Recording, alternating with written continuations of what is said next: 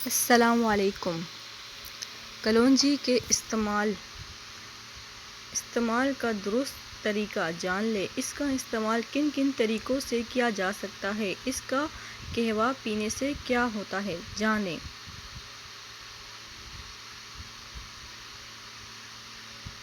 کلونجی میں vitamins, amino acids, proteases, fat acid, iron, potassium, calcium اور طاقتور اینٹی آکسیڈنٹ تھیوموکسین پایا جاتا ہے، جن کی وجہ سے کلونجی کینسر جیسے مرض میں بھی مفید سمجھی جاتی ہے۔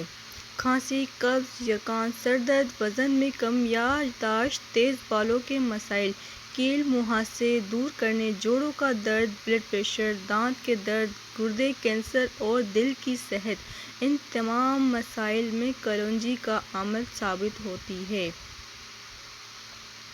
آج ہم آپ کو بتاتے ہیں کہ کلونجی کو استعمال کرنے کا صحیح طریقہ کیا ہے، کیونکہ ہر شخص اپنے حساب سے کھاتا ہے اور پھر فائدہ نہ ہونے کی صورت میں اسے بیکار سمجھ بیٹھتا ہے۔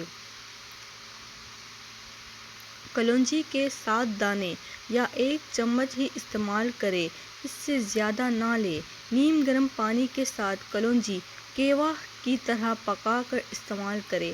اس سے آپ کے پھیپھڑوں کو بھی طاقت ملتی ہے اور کھانسی سمیت سانس اور گلے کے مسائل بھی کنٹرول ہو جاتے ہیں۔ سلاد میں بھی اس کے 7 دانے پیس کر نمک کے طور پر ڈال کر استعمال کریں۔ کسی بھی جوس یا شیک میں اس کے ساتھ ہی دانے ڈال لیں۔ گھر میں بنے سالن یا چاول کے ساتھ بھی کلونجی پاؤڈر ڈال کر کھائیں۔ چائے اور گرین ٹی کے ساتھ بھی اس کو شامل کر کے پی سکتے ہیں۔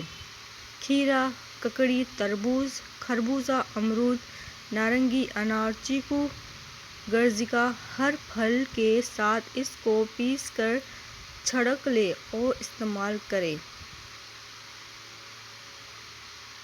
نوٹ: یہ ایک عام معلومات ہے، مزید معلومات کے لیے ڈاکٹر سے رجوع کریں۔ اللہ حافظ۔